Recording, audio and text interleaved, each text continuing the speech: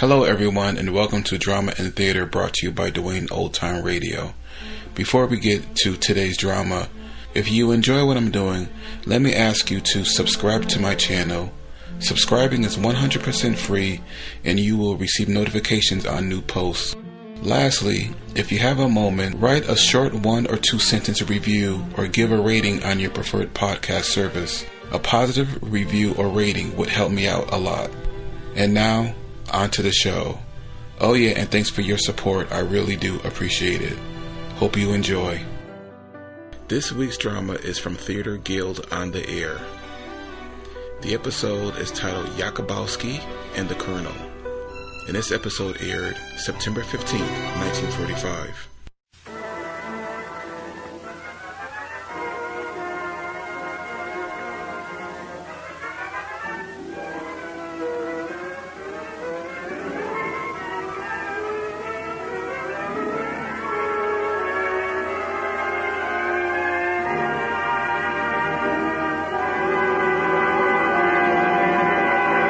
United States Steel Corporation, 500,000 employees and stockholders, presents the Theater Guilde on the Air.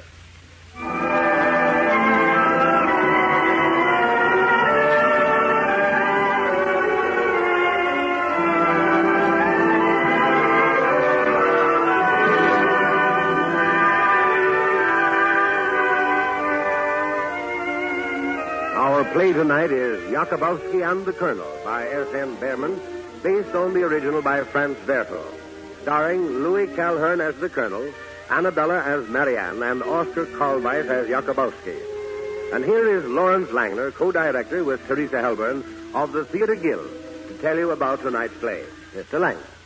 Ladies and gentlemen, our second play, Jacobowsky and the Colonel, is not a play about military strategy, as you might imagine from its title, but a romantic comedy drama with serious undertones. It tells the adventures of a little refugee Jacobowsky, a tall, handsome Polish colonel, and a beautiful French girl, Marianne. I'd like to take you behind the scenes tonight and tell you how this play came to be written. When the late Franz Werfel, author of the Song of Bernadette and co-author of Jacobowsky, was a refugee in France, he met on a train another refugee. This refugee told him some amusing and romantic experiences he'd had escaping from Paris in a second-hand car owned by Baron Rothschild and driven by a Polish colonel. Some years later, Werfel told the story at a dinner party given by Max Reinhardt in Hollywood. A number of playwrights were present, including the famous author S.N. Behrman. Werfel told his story so amusingly that everyone at the dinner table was convulsed with laughter. And after dinner, no fewer than 3 playwrights took Werfel aside and suggested, very confidentially, that they collaborate on a play based on his story. And each suggested a different kind of play. Werfel was particularly interested in Mr. Behrman's ideas. But Behrman wanted to write a comedy, and Werfel wanted to write a drama. So they finally got together on a comedy drama. Ever since then, whenever anyone tells a funny story at a dinner table, I listen hopefully for another Jacobowsky. But so far, no luck. You've selected our play tonight not only for its enchanting wit and romance, but also for its kindness and tolerance and human understanding. And now the play, Jacobowsky and the Colonel.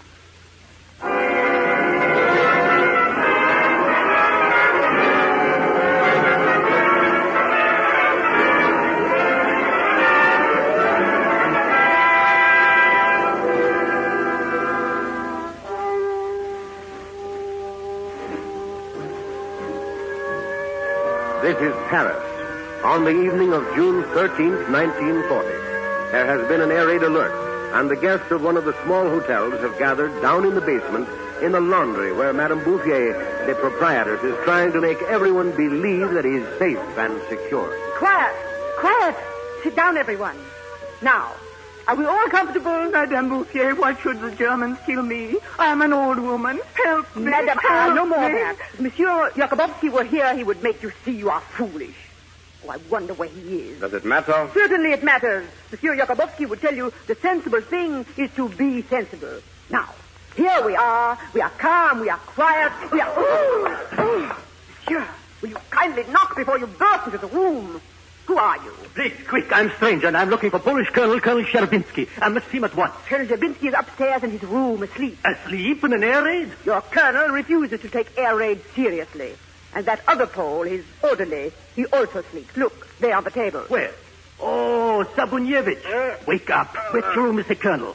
He not here? Obviously he's not here. And I risked my life to bring him these documents. The Germans will be here any minute. What did he say? The Germans already in Paris? Oh, merciful heaven. Quiet, Madame. Quiet, everyone. Quiet. Be calm. The Germans are in Paris. I heard him say. The Germans are not in Paris, madame, believe me. Oh, Monsieur Jacobowsky. Oh, thank goodness you're here. I've just been in the Rue Royale, and I assure you, there isn't a German in sight. In fact, there isn't even a Parisian in sight. I was the only one in sight. The Rue Royale? Monsieur Jacobowsky.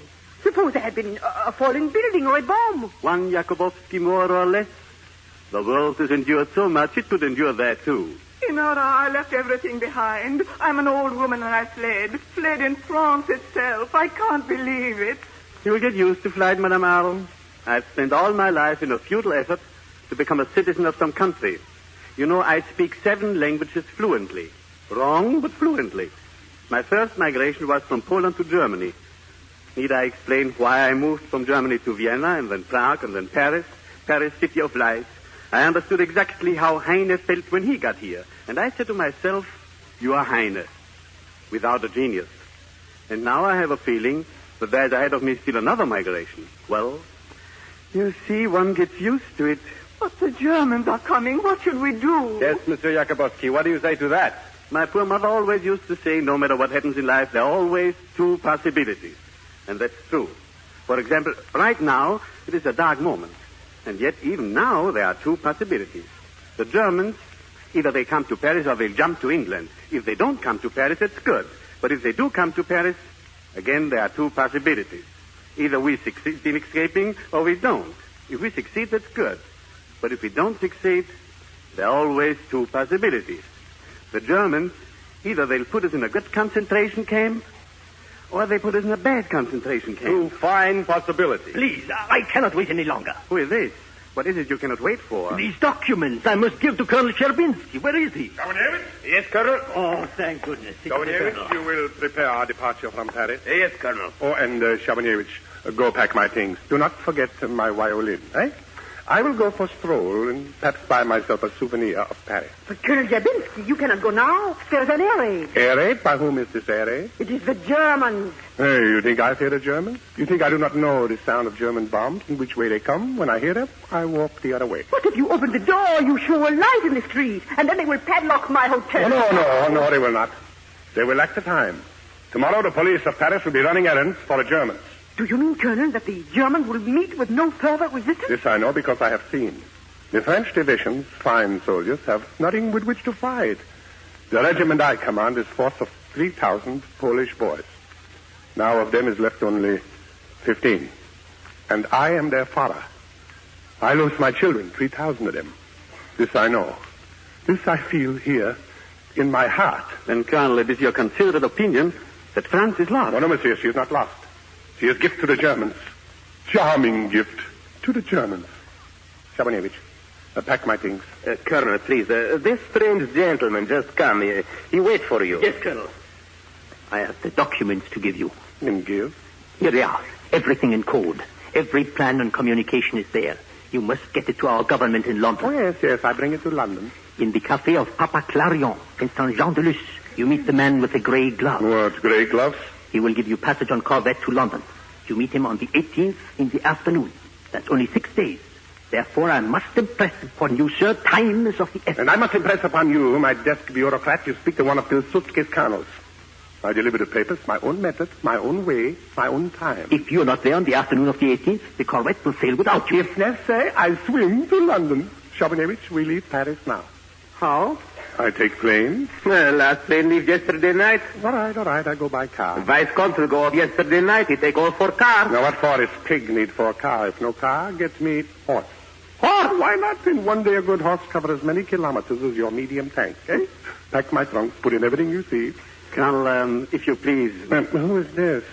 My name is Jacobowsky, S.L. Jacobowsky, In a certain sense, I'm a countryman. I, too, was born in Poland. About this, there is nothing I can do. To understand, Colonel, it's very important for you to leave Paris. Monsieur, what is your name? Jacobowsky, by your leave. You eavesdrop on my conversation. Eavesdrop?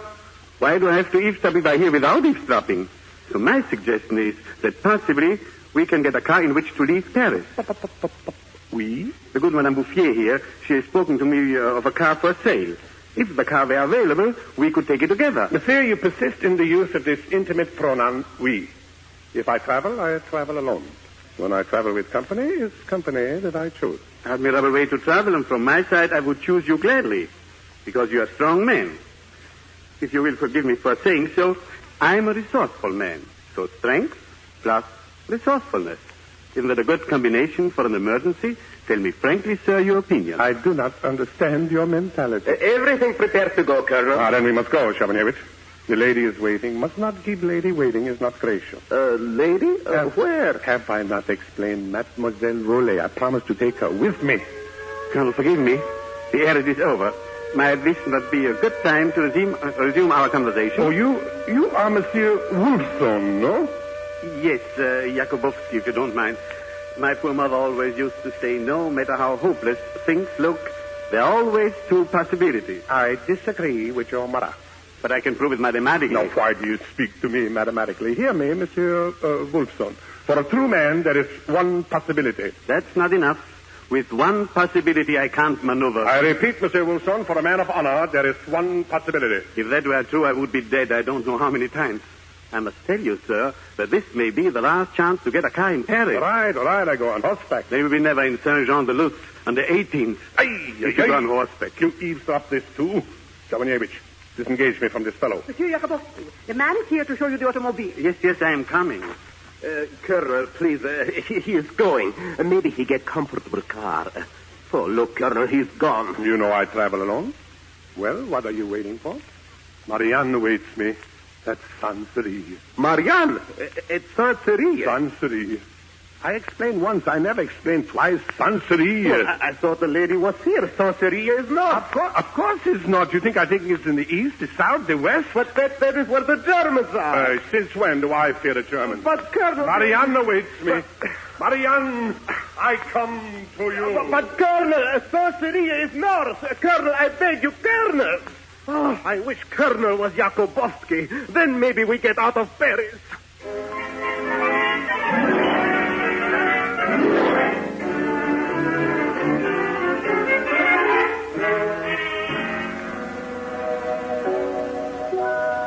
And now, monsieur, what is the name? Jacobowsky. Monsieur, having brought this beautiful automobile to the doorstep of your hotel, I now ask you to consider nothing but the plain facts. Now, where are the Germans? At Meaux. Which way are they marching? This way. Tomorrow they'll be marching at the Champs-Élysées. What an optimist I am. This evening. Come to the point, if you please. The Germans will enter Paris from west, northwest.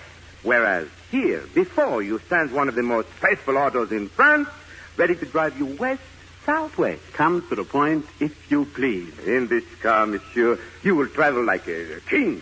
I don't want to be so conspicuous. Come to the point. What do you want? I've been listening to your talk for 20 minutes. Your wife and your children are as familiar to me by now as my own face. I know what you want to eat, to drink, what newspaper you read, but what do you want for the car? Monsieur, this superb vehicle will cost you a mere flea bite. 40,000 francs. Thank you very much for your trouble. Goodbye. Monsieur, please. I await your counter proposals. Did I say 40? I meant only 30. I want to buy this car. You want to sell it. Fact? Fact. You told me the Germans will be here any minute. You have to sell this car or the Germans will dump it in the river. Fact? Fact. And look at the tires. And under the hood. Oh, my goodness. What's going on in there?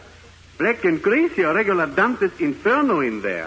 Monsieur, that motor works like my own heart. How do I know you haven't got a heart condition? So all in all, this venerable monument isn't worth 10,000 francs. Monsieur. Attention, monsieur. The final price is 15,000. Monsieur, for the sake of my children. For the sake of your children, 16,000. You are overreaching an old soldier of Verdun. For the sake of Verdun, 17,000. Here, take it. I take it. Here's the ownership license and the ignition key. Ignition key? Well, what do you do with the ignition key? Monsieur, in the lock, you... No, not in the door lock, no. Monsieur, you don't know what to do with the ignition key? Now it occurs to me that I don't know how to drive a car. At home, I always had a driver. Charbonnier? Well, good luck, monsieur. I must go. Charbonnier, why do you say there's no car left in Paris? Here is car. Yes, Colonel. Here she stands. Colonel, maybe I can negotiate. Why negotiate? You're welcome to it. Are you by any chance, Colonel, an automobilist? I am cavalryist. But modern cavalry is motorized. In Poland, no. Since we are now away from the advantages of Poland, can you drive an automobile? If road is correct and straight, I can drive. Curve, I do not care to see. I remember you now. You are Monsieur Leibowitz. Yes, Jacobowsky. You are Pole? I was born in Poland. It's the first of my native land. Oh, so?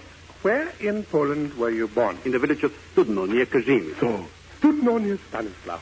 My father has great estates there, owns many villages. Perhaps it's interesting for us to travel together. Interesting? How interesting? Psychologically. You are, if I may mix a ball, suddenly cast in a new role.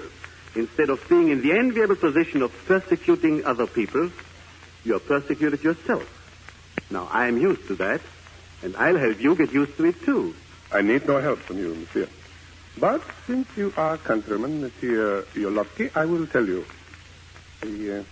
I have vital documents for our Polish motherland's fight for freedom. If I consent to drive your car, it's not for help, only for purpose to bring out from danger these important papers. Naturally, I accept the honor. Of course, I cannot deny any man right to be patriot. Monsieur, I will drive. Everybody, get in the car. Colonel, first let me tell you, I have learned our route. Main Boulevard, Place la Bastille, Ivry, and then down Route Nationale West, southwest. You are wrong, Jolowski. Our route is Champs-Élysées. Saint-Cloud, Neuilly, Route Nationale West, northwest. Northwest? Something wrong with my hearing? Did he say northwest? That's what he said. That's where we go. But northwest? They're the Germans. Colonel, dear, I don't ask for a shoe larger than my foot, but after all, it's my car, isn't it? My car? What means this, my car, Jacobowsky? On stormy sea, you say this lifeboat is my lifeboat? The devil take you. I leave this car. Dominovich? Horses. Monsieur Jacobowsky, you should not irritate Colonel. We go first to pick up lady. Lady? What kind of lady? Lady Love. And I suppose a lady who would interest the Colonel to such an extent where he risks his life on documents, well, she must be a very rare person. Of course. Colonel, excuse me. You're right. You are a strategist. You have a plan. Which direction you like, I agree. All right. I get in car. Where is the thing that starts here? Now we go. Jolowski, what dirty thing is this? I give her spurs to this villain, she don't move. My dear Colonel, why don't you release the brake? What's this, the brake? Oh, the brake. I release. Paris, farewell. We desert your dear city because we flee from the Germans, northwest. I don't understand that myself. We go.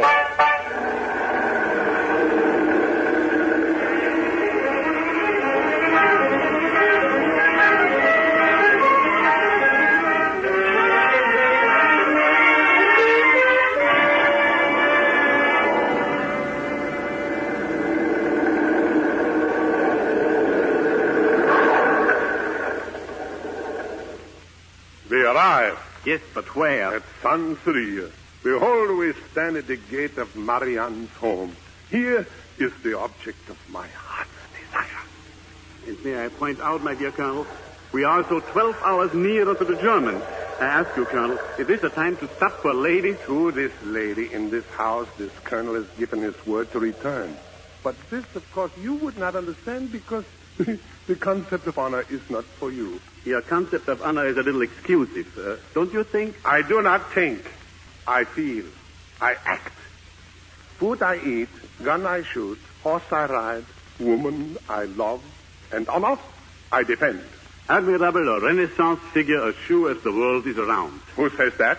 Who says what? That the world is round? I don't insist. There is no doubt, Colonel, you have one of the finest minds of the 15th century. Unfortunately, I live in the 20th. Colonel, look, is light in window of house. I go knock. Blow the horn. You wake lady with automobile horn. I break your hands for this. Charbonnier, child, hand me my violin. We serenade her. I implore you, Colonel, see your lady and let's go.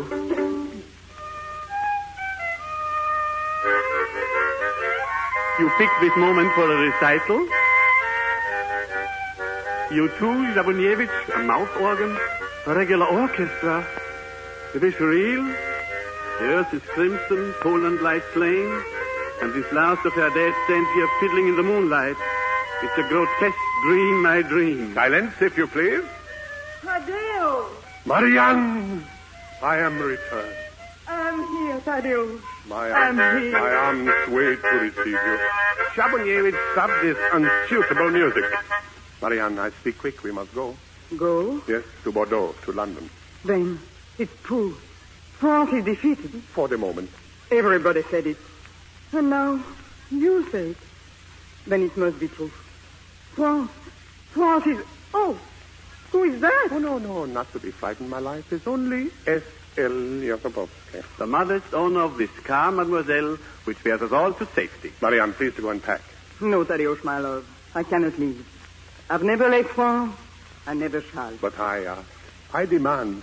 It's necessary we do not part. Colonel, if you please. You interrupt, Jacobowski. What do you want? I overheard your discussion. Always you eavesdrop.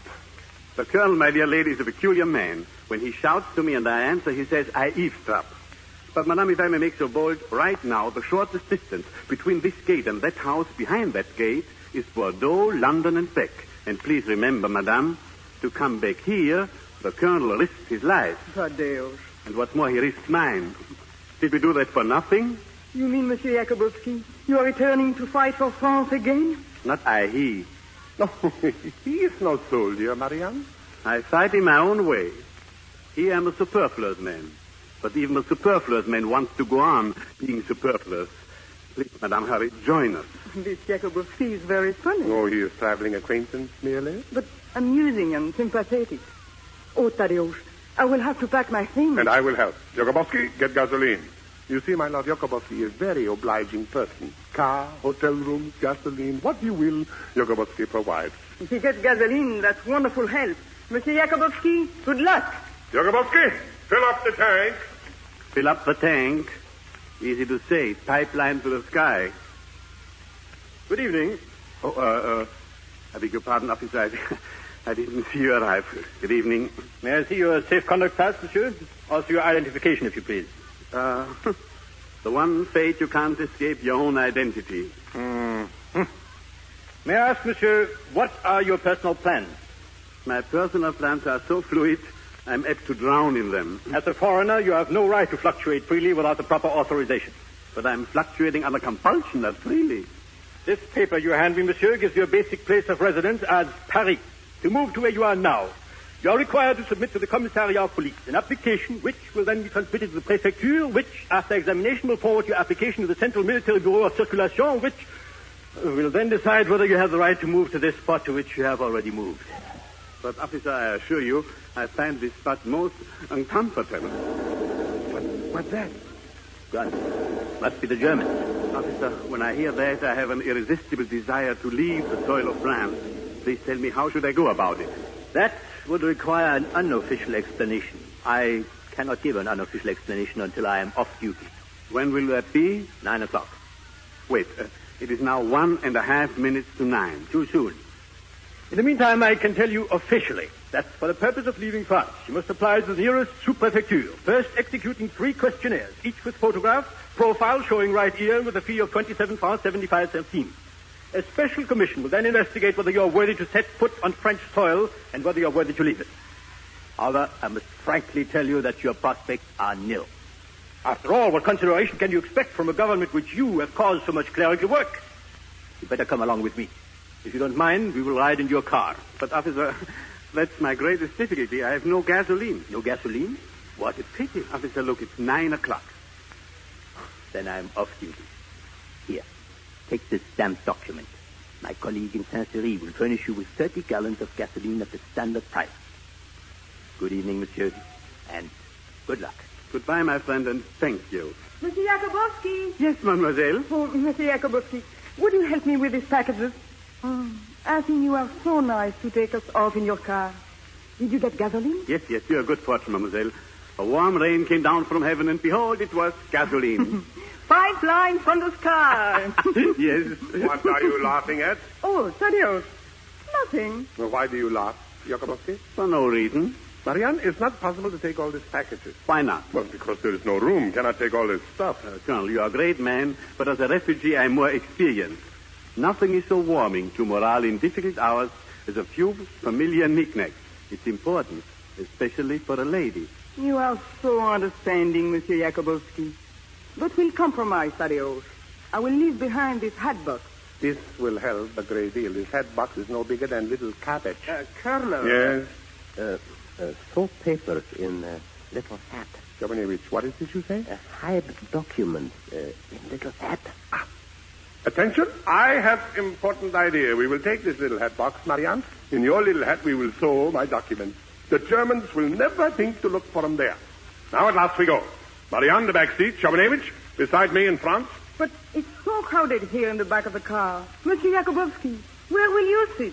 With great happiness at your feet. Jovanovich, change places with Jacobowski. No, I like him here. He comforts me. Less and less I like this Jacobowski. We go!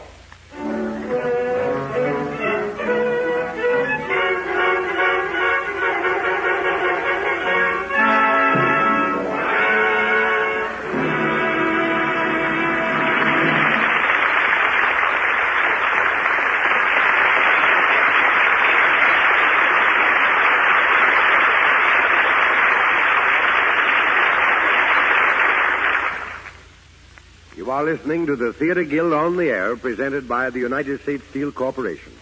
Tonight's play is Jacobowski and the Colonel, starring Louis Calhern, Annabella, and Oscar Karlweis. And now, before our second act begins, speaking for United States Steel, here is the well-known reporter of the American Broadcasting Company, George Hicks. Good evening. One of the strangest schoolhouses I've ever heard of was an old railroad passenger car. On the inside of the car were blackboards and a small elevated stage from which the teachers held their classes. There was even a portable motion picture unit.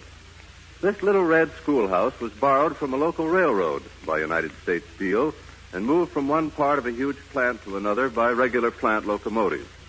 The students were steel workers of all ages, both men and women, who were getting special training to advance them in their jobs. This rolling schoolhouse was part of U.S. Steel's tremendous employee training program begun long before the war. Benjamin Fairless, now president of U.S. Steel, back in 1936, summed up Steel's philosophy of training by saying that it provides job opportunities limited only by the capabilities of the individual and benefits not only the individual but the community and industry as well. And that's exactly the way it worked out. Through this upgrading method, workers, under the expert guidance of their foreman, not only increased their ability to smash war production records, but also helped themselves to better jobs at better pay. I think you'd be amazed at the detailed thoroughness of the various courses given for employees by U.S. Steel. A man taking an apprentice course in sheet metal working, for example, goes through all phases of his actual work before he qualifies. That's in addition to classroom work in mathematics, mechanical drawing, and economics, plus a series of shop talks on subjects vital to the particular trade he's chosen for himself. And he gets paid all the time he's learning. Just as this training benefited the nation at war, so is it important today as U.S. Steel resumes its peacetime operations, training men for the production of steel, the strength of the nation in peace as in war. In just a moment, we will return to tonight's play.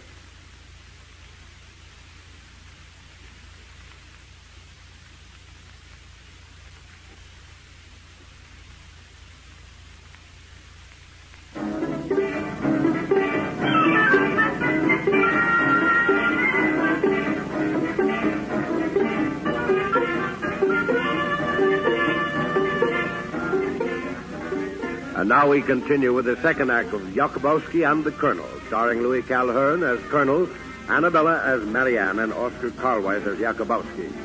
The three of them, and Sabanievich, the Colonel's orderly, are now on the highway to Saint-Jean-de-Luz, hoping to escape to England.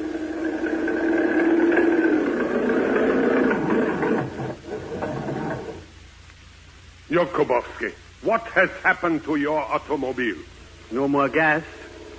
Listen. German plane. Quick! Out of the car. Under the trees.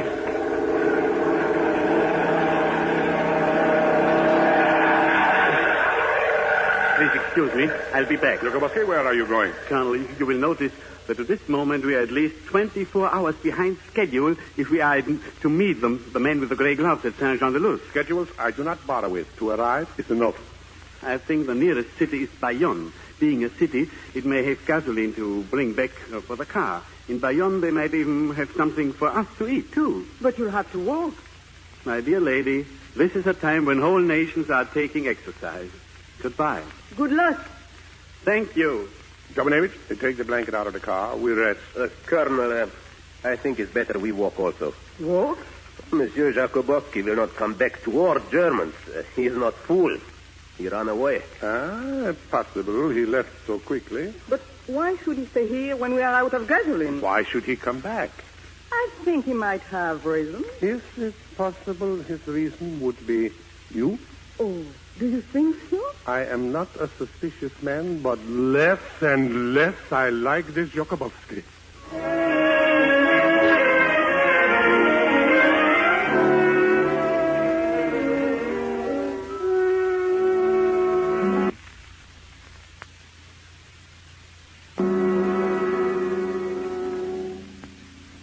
Thaddeus, I feel certain Monsieur Jacobowsky will return. Oh, it's so nice here under the trees. Why do you keep walking up and down? There.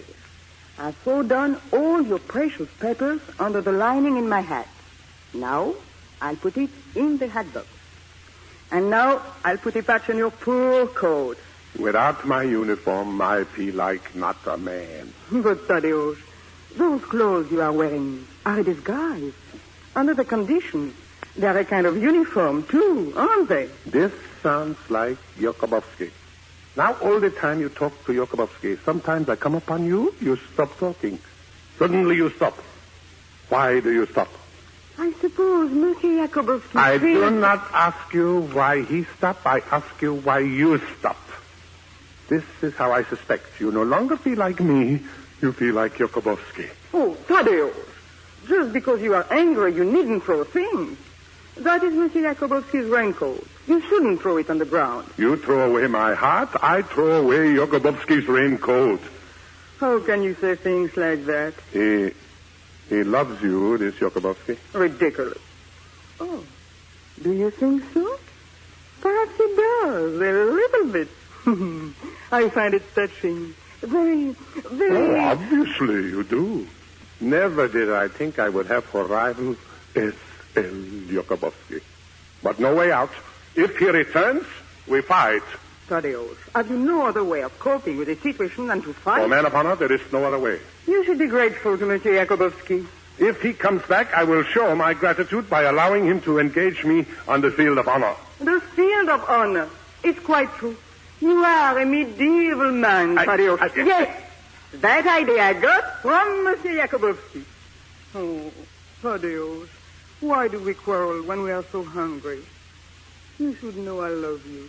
It is only for you and with you that I would leave France for even an hour. Then I am able for anything. Mm-hmm. My melancholy vanish. Let me give you a kiss. Hello. Look, all of you, please. Some exotic meat and bread and cheese. And, Colonel, especially for you, this fine cognac. All for you. 1912. Bad year. But very well, we drink. Have you got gasoline in your pocket, too? I'm working on the problem. Try one of these hard-boiled eggs, my friend. Jacobowsky, I resent you always tell me what to do. Is it all about me you resent? No. Thaddeus, please stop this. I don't want any more nonsense about Monsieur Jacobowsky. Many women, I'm telling you, would be very lucky to get him. And especially in times like these. Very well. This so desirable gentleman, I challenge you. Challenge? Yes. To what? To duel. To fight. What for? Shabunevich, my pistols. Jacobowsky, you are afraid of me. Yes. Mayan, do you know what I heard in Bayonne? The armistice has been signed. The Germans are going to occupy most of France. Jacobowsky, Why do you fear me? Thaddeus, I won't have this. You hear this, Jacobowsky? He says he's afraid of me. I tell you the truth, I am afraid of him. Thank you for the compliment. Yes, I, Charpentier, who have fought the Nazis on the Prut, on the Vistula, on the Somme. I, who have never known fear. Now I know fear. I am afraid of you, Jacobowsky. I'm afraid of the silence you have made between Marianne and me. I'm afraid of the thoughts you have that you make her share. I'm afraid of the laughter that flies when I approach. Talk against you I cannot, but fight you I can. Fight you I must. To prove to myself I do not fear, I fight, because if I fear, I die. But to prove this to yourself, I probably have to die. Perhaps you will kill me. Why not? Why not? Then who will drive the car? You are too practical. Too practical. That's the trouble, my young. He's a 15th century man, but unfortunately I live in the 20th. 20th century? I do not like. I don't like it either. What can I do about 20th century has no poetry, no heroism, no honor. 20th century is full up with fleas and disinfectants and fleas. Everything is sanitary, sterilized, small rooms, good, cheap manufacture. But where is style? Who gives elegance? These things I see no more. What is modern is small. You are small men, Jacobowsky. By fighting you, I give you stature. What the Nazis take away from you, I give you back. Honor. And what if I kill you? Why not? In my veins flows the blood of great fighters, David, Saul. And the truth is, yes, to the truth, you are right, Colonel. I do love her. I'm happy to say the word for once. I'm happy to hear the word for once. I love her. I love her. I love her. Pistols. My young, will you forgive me if I kill him? I still couldn't drive a car. Before we begin, Colonel, this is your second. Who is mine? I am. Then I must survive. But first, one technicality, one little technicality. What is this technicality? In my knowledge of dueling, gained mainly from reading novels by Schnitzler, I have the impression that the man who is challenged, a challengee, has a choice of weapons, correct? Correct. Then I don't like this gun. It doesn't suit me. He is exactly the same as mine. Let me see. This other one is much better. With this gun, I feel I could work wonders. All right. I will change. Charpentier, pour me a glass of cognac. I won't let you fight. I'll stand between you if you fight. Your bullets will pass through me. Yes, Marianne, please stand in front of me for just a moment. Why? Oh, what are you doing? You take the bullets out of the gun? Yes. The gun you trade to the colonel? You take the bullets out of it also? Yes. Oh, what a lovely duel. Marianne, stand aside. Colonel, prepare to meet your maker. May God have mercy on your soul. 10 paces. 5 paces. All right. 5 paces. Charpentier, ready, gentlemen? Ready? 1, 2, 3, 4. Oh! What's the matter? Look, the Germans. They're here. Put down both guns. Don't know. We have you covered. What is this duel about? What? Well, say something. Madame, what is this little fellow pointing a pistol at the big fellow for? Well, I'm trying to tell you, this tall gentleman, my opponent, can't speak. He has an obsession. Obsession? What kind of obsession? He believes that every man, in this instance me, has betrayed him with his wife, so he insists on dueling. In the last 4 days, he has killed me 6 times. It's the only way to bring him back to the insane asylum where he escaped during a bombardment. As you can see, these guns are empty. Let me see. They are empty. Very interesting. This could only happen in France, typically French. Let me see your papers. My papers? Yes. Here.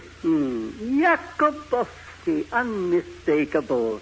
Former member of the German Reich, now denaturalized. I have checked the lady's papers. Everything is in order. That's fine. Now, may we leave? Not you, Jacobowsky. I'll keep your papers.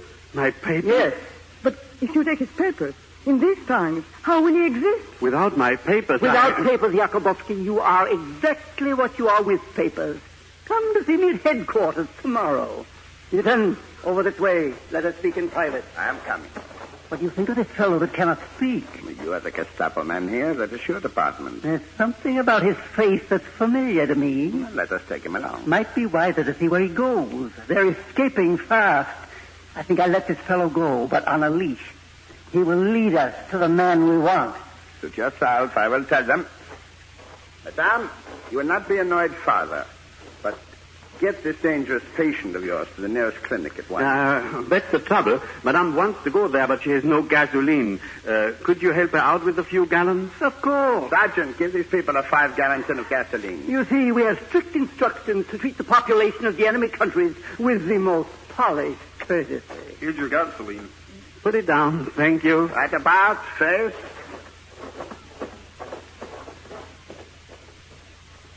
Monsieur, they are gone. Are we safe? Marianne, you must go. And leave you? I can't leave. He took my papers. Monsieur Jacobowski, I thank you for saving my life. I will send to Polish government in exile for decoration for you. May I take this loaf of bread instead? Certainly, monsieur. Now I'm armed for the future. Colonel, it begins to rain. It's necessary we go. Good luck, Monsieur Jacobowski. I hate to leave you. I have a memory and I have a hope. Thank you for both. Get in the car, mademoiselle. Colonel, quick. No. I have reconsidered. Why, Colonel? Jacobowski looks like civilian. In these rags, also I look like civilian. But I am soldier. And so is Jacobowski. I cannot desert my men, even if he is only volunteer. Jacobowski, you come with us. Colonel, you must remember, without papers, I would attract danger to mademoiselle, yourself, Jabuniewicz, not to mention Poland itself. Poland? Ah, you are right. I had forgotten. Officer like myself cannot even have emotion. He can't even think. Get into the car, please. Close door. Start motor, Colonel. Release brake. Monsieur Jacobowski, please take care of yourself. When you get good, it's over there on the ground. I will. Goodbye. Goodbye. Strange, appropriate. Where's my coat? There's something under it. The hat box. The hat. That Schlemiel has forgotten his papers.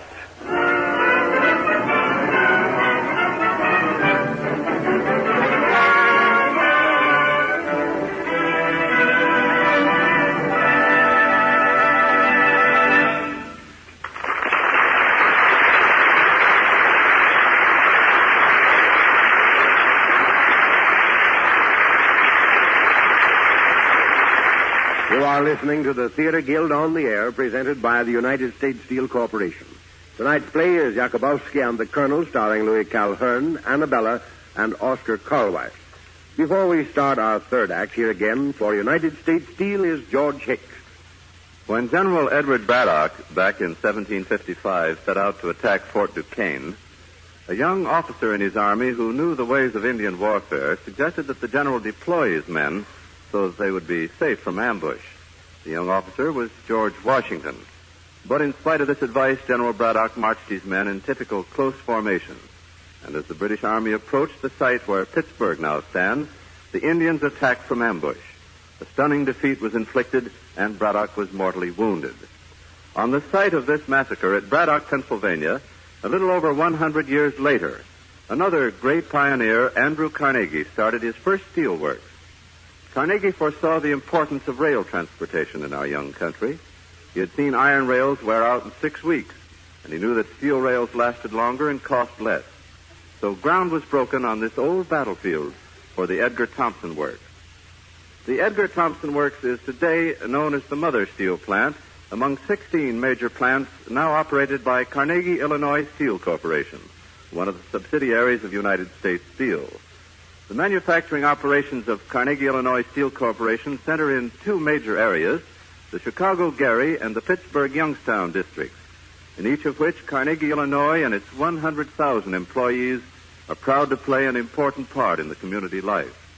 2 mills in the Chicago district and 1 in the Pittsburgh district are among the world's largest steel mills.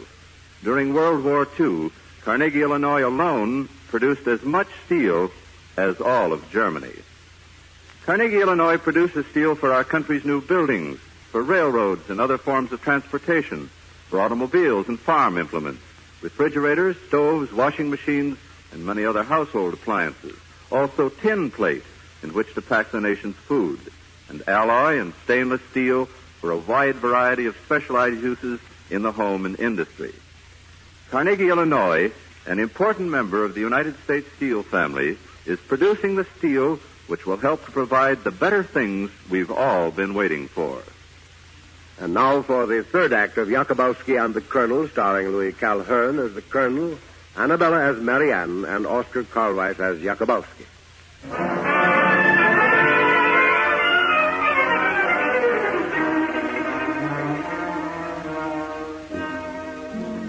Separated from his friends, Marianne and the Colonel, and stripped of his identification papers, Jacobowsky has managed to make his way to Saint-Onge-de-Luz, where the man with the gray gloves awaits the Colonel. Bartender, cognac. Excuse me. Are you speaking to me? My name is Jacobowsky. I've just arrived in Saint-Jean-de-Luz, and I came to this cafe because I was told it was the place to go. Well? I don't often tell my experiences to strangers, but I have had a very interesting adventure. I've been traveling with a Polish officer. Is that interesting? As I was saying, our journey was interrupted, but I don't understand why the Colonel is still not here. Don't you think some effort should be made to find out what happened? Why do you ask me? Because I noticed you are wearing gray gloves. Be careful. Look, outside Gestapo. Excuse me, I'm going in there. Here they come. Everyone stand still. All right, sir. You wish to speak to this scum? This is an interesting place. I don't see the people who were escaping in the automobile. Look in the men's washroom. Yes, sir. Nobody is in there, sir. We'll come back some other time. Hitler. All right, everyone. They're gone. Bartender. Yeah, what will you have? Where's that anxious little man that was here a moment ago? Didn't you notice? He went into the washroom. Here, call out the little man. Yes, sir. No, not in the men's room. He went into the ladies' room. All right, sir. You can't come out now. You were lucky. Not lucky, scientific. I've learned that males, even policemen, have a reluctance to investigate a place reserved for ladies. Now, about this colonel of yours. I'm afraid I can't wait. If he comes, will you give him a message? Yes. The Germans are watching the waterfront. We've had to change our plans. The Corvette will pick him up at the mole at Hendaye, 5 miles south of here. Goodbye. 1 second, please. On this Corvette, will there be possibly a place for me? I'm sorry, out of the question. That's a man of few words. Everyone's gone home. Those Bosch always frighten away my customers. Good night, monsieur. I'm going to lock up. No. Don't do that. Then my friend couldn't get in. What friend? Shh, quiet. They're here again. Gestapo. Excuse me. I'll be in the ladies' room. I'll go with you. It's all right, Colonel. Come in. Nobody here. The man with the gray gloves, he is not here also? Hey, I miss him. Too late. Always too late. Courage, Tadeusz. Maybe he'll come later. First, I leave behind the papers. Oh, the papers were in my hat box. It's my fault as well as you. And Jacobowsky? Where is Jacobowsky? Probably borrow from Germans passage money to America. If Jacobowsky were here, what would he tell us to do now? Hey, always two possibilities, these Germans. Either they find the papers or they do not find the papers. Right. If they do not find the papers, that's good. If they do find the papers... Yes, Tadeusz? If they do find the papers... Yes, Colonel? No, that's terrible. Oh. You don't talk quite like Monsieur Jacobowsky. Not quite. No, but I lived like Jacobowsky. Hunted. Only he knows what to do, and I do not. When I don't know what to do, I fix my makeup. I'm going to the ladies' room and put on some lipstick. Excuse me. Oh, Monsieur Jacobowsky. And Tadeusz, look what he has in his hand. My handbook. Here, Colonel, please take these papers.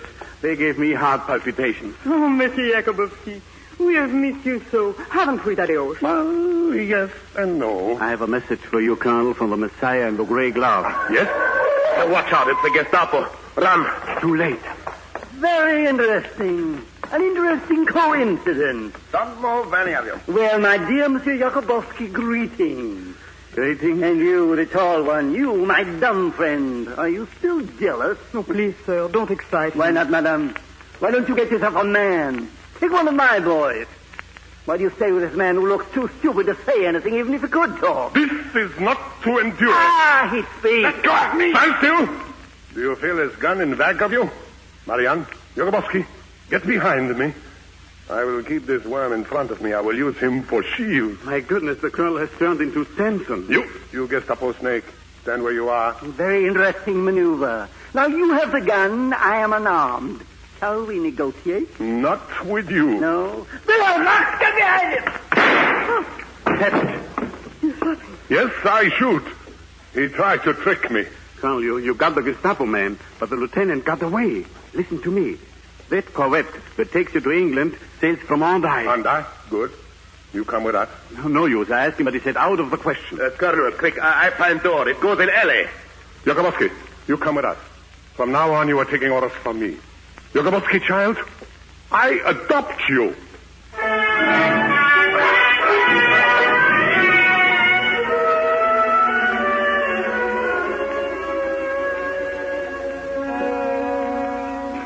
Marianne? Where are we? On a little road back of the town. Jacobowsky? Yes, Colonel? Shabunievich. I hear. Follow me. But we can't see in this fog.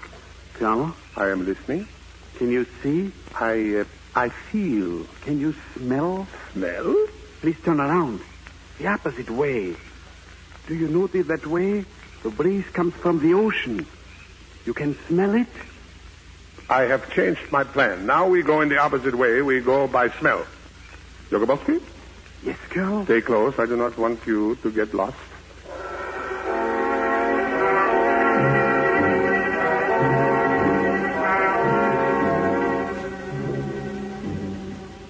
Marianne. Yes, Tadeusz. Oh, I'm sleeping in mud. Stay close, all of you. We are getting nearer to the ocean. I smell it. Someone is coming. Scatter, everybody hide.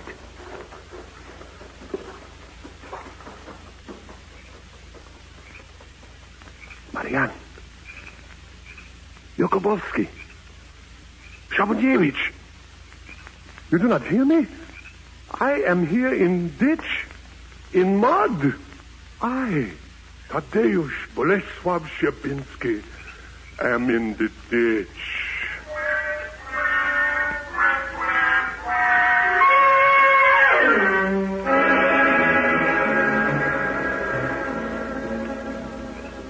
Marianne? Colonel? They are gone. Well, there are two possibilities. What that? A German radio car. We repeat, all persons of the Jewish race are to be executed. We repeat, attention.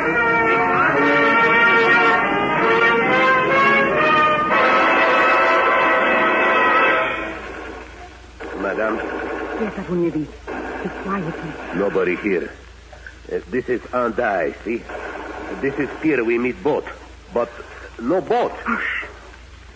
Marianne? Monsieur Jacobowsky, are you all right? Did they see you? If they saw me, I wouldn't be here. Did you hear the new edict? I heard. They have added to it. Now they say no more than 2 persons allowed together on the streets. Should they detect a group of 3, the third one would be shot. I'm always the third. I go find Colonel. I come back. Do you think he will find Tadeusz? I think the colonel will find us. The colonel is a wonderful fellow. He will be, one day. You love the colonel? Yes. But until he learns a little of what you know, I cannot marry him. He must learn that the world is not made for him alone. He is learning. Oh, who's that? Why are you two not laughing? Tadeusz! Oh, thank goodness. You are very serious. You see, Marianne, if he finds us laughing, he objects.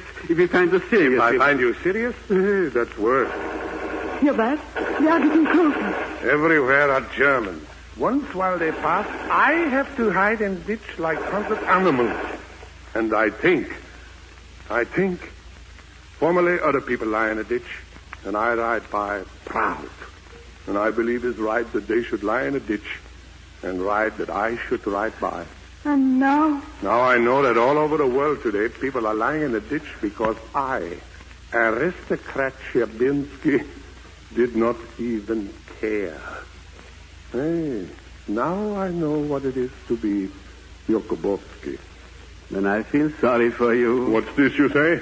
You think because you have been lying in a ditch for 15 minutes, you know what it is to be me. It's not so simple. You have to lie much longer, my dear Colonel. And the difference is this. When you get up, you're still Colonel Jabinski. When I get up, I'm still S.L. Jacobowsky. The ditch follows me. Colonel Jabinski? Yes, who's that? Men in gray gloves. I find him. I bring. Are you Colonel Jabinski? I am Colonel Jabinski. I have the documents. The boat will be here in 3 minutes. Ready? Ready, Marianne? Jacobowsky, ready? Ready? I made an appointment with one colonel, not with 4. This isn't a cook's tour. I don't go. What about this lady? My wife. It's very difficult. The boat is full. You hear that? Without my wife, I don't go. Well, very well for her. I'll stretch your point 2 places. 3 places? I said 2. This Monsieur Jacobowsky, he goes with us. He can't go. Listen to me. This Jacobowsky is a soldier, like me. With his property, with his own life, he protects the cause of my people who bring him only bad report. He rescue my papers. I ask you as officer, can I leave this man to the bush? Thaddeus, listen to me. I am what you said. I'm your wife. In my soul and in my heart. Forever. I will wait for you, Thaddeus. Wait? Till you return. Take Monsieur Jacobowsky in my place. When you return, I shall be waiting. Marianne, without you, I cannot go. Thaddeus, listen. Here I stand, at the outermost tip of France. I cannot tear myself away. How can I forsake my people to go into a foreign land, even for love? For days now my heart tell me this. The closer we come to the sea, the more I realize you could never leave France. Here's the boat. Are you ready? My wife remains behind in France. This gentleman goes in her place. That's impossible. For your wife, I will make a place. Listen, I cannot leave this man Jacobowsky here. There's no place for him anymore on earth. 10 steps forward is the sea. 10 steps back is death. Please, Colonel, stop worrying about me. I'm used to facing death. But if they catch you? I promise you I will live as long as the circumstances permit. Colonel, you are endangering your mission. Go. Very well, Colonel. The second place is his. His? Yes, I'm not convinced by your arguments, Colonel, but by his tenacity for life. Jacobowsky, England can use you in the Ministry of Propaganda. I prayed for a Moses to open the channel for me. You're Moses. You can come along, but my name is Battle. Hurry, get in the boat. Marianne, it's strange I leave you now, but for the first time, I feel sure of you. Be sure.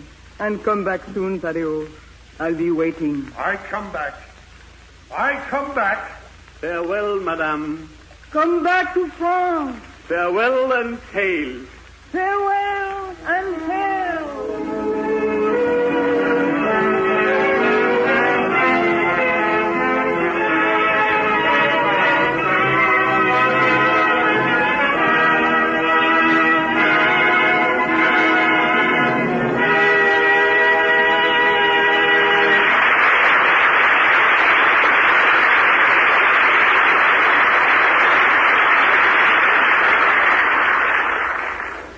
Ladies and gentlemen, this is Lawrence Langner again for the Theater Guilde to say thank you, Louis Calhern, Annabella, Oscar Karlweis, and the cast of Jacobowsky and the Colonel.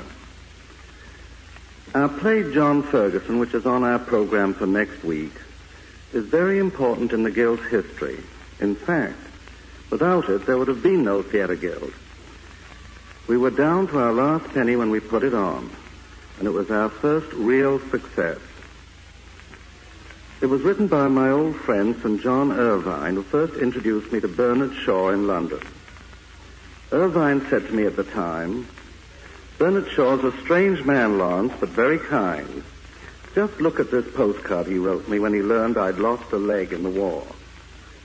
Shaw's postcard read, "Sorry to hear about your leg, but every tree is better for a little pruning." Is this an example of his kindness, I asked. "Why, certainly," said Irvine. "Shaw doesn't believe in coddling people. I found it much more encouraging than a lot of sentimental sympathy." Well, Irvine wrote many fine plays after that, but his finest was John Ferguson, which we shall present over the air next week with Martha Scott, Whitford Kane, Carl Swenson, and Edmund Giroux. The United States Steel Corporation hopes that you will be with us next week at the same time when we will bring you the Theater Guild's first great success, John Ferguson.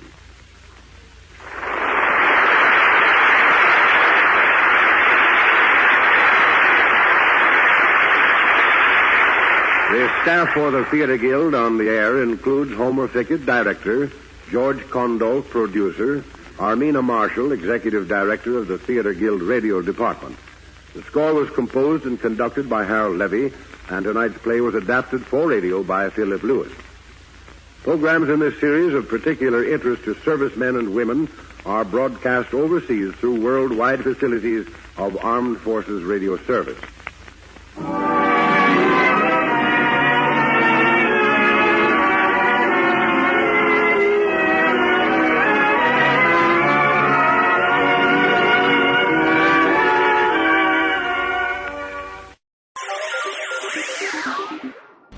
Thank you for listening, and I hope you enjoyed.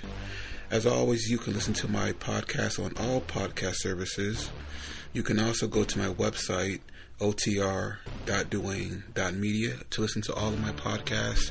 There is donation information, patron information, and more all on the website. The website is slowly improving. Thank you for your patience. It takes a while to update and add information to the website, but it's getting there. You can also find me on Instagram, duane.otr. You can also email me if you want, info@otr.duane.media. Hope you enjoyed, and until next time, stay safe, wish you well, and as always, peace.